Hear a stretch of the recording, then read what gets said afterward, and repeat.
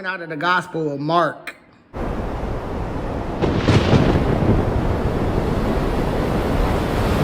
Chapter 4. And he began again to teach by the seaside. And there was gathered unto him a great multitude, so that he entered into a ship and sat in the sea. And the whole multitude was by the sea on the land.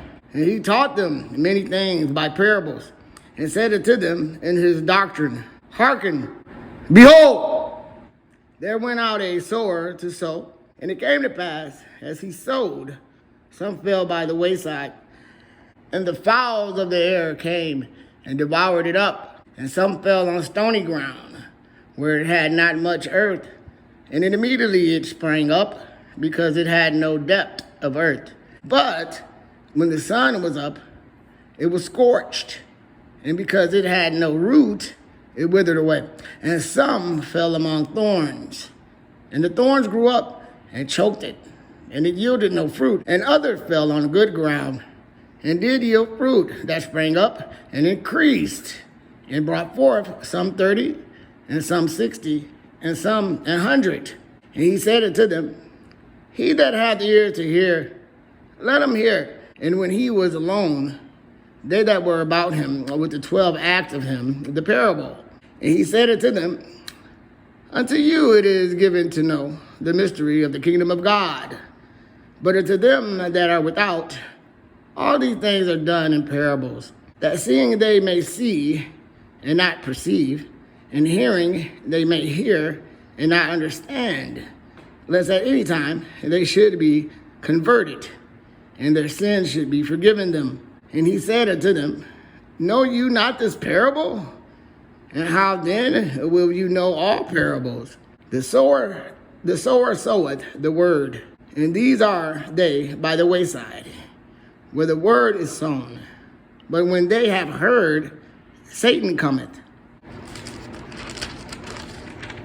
immediately, and taketh away the word that was sown in their hearts. And these are they likewise which are sown on stony ground, who when they have heard the word, immediately receive it with gladness, and have no root in themselves, and so endure but for a time.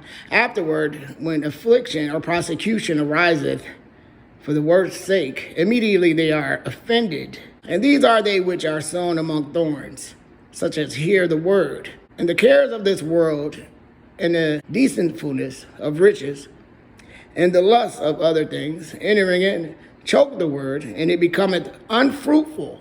And these are they which are sown on good ground, such as hear the word, and receive it, and bring forth fruit, some 30-fold, some 60, and some 100. And he said unto them, Is a candle brought to be put under a bushel, or under a bed, and not be set on the candlestick? For there is nothing hid which shall be manifested, neither was anything kept secret, but that it should come abroad. If any man have ears to hear, let him hear. And he said unto them, Take heed to what you hear. With what measure you met, it shall be measured to you, and unto you that hear shall more be given. For he that hath, to him shall be given, and he that hath not, from him shall be taken even that which he hath. And he said, So is the kingdom of God, as if a man should cast seed into the ground, and should sleep and rise night and day, and the seed should spring and grow up. He knoweth not how. For the earth bringeth forth fruit of herself.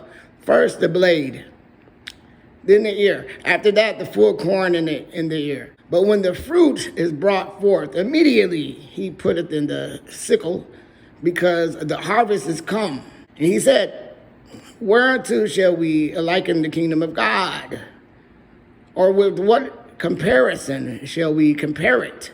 It is like a grain of mustard seed, which, when it is sown in the earth, is less than all the seeds that be in the earth. But when it is sown, it groweth up, and becometh greater than all herbs, and shooteth out great branches, so that the fowls of the air may lounge under the shadow of it. And with many such parables spake he the word unto them, as they were able to hear it. But without a parable spake he not unto them. And when they were alone, he expounded all things to his disciples. In the same day, when the even was come, he says unto them, let us pass over into the other side. And when they had sent away the multitude, they took him, even as he was in the ship. And there were also with him other little ships. And there arose a great storm of wind, and the waves beat into the ship, so that it was now full. And he was in the hinder part of the ship, asleep on a pillow. And they awake him, and say unto him, Master, carest thou not that we perish? And he arose and rebuked the wind, and said unto the sea, Peace, be still. And the wind ceased, and there was great calm. And he said unto them, Why are you so fearful? How is it that you have no faith? And they feared exceedingly, and sighed one to another, What manner of man is this, that even the wind, the sea obey him?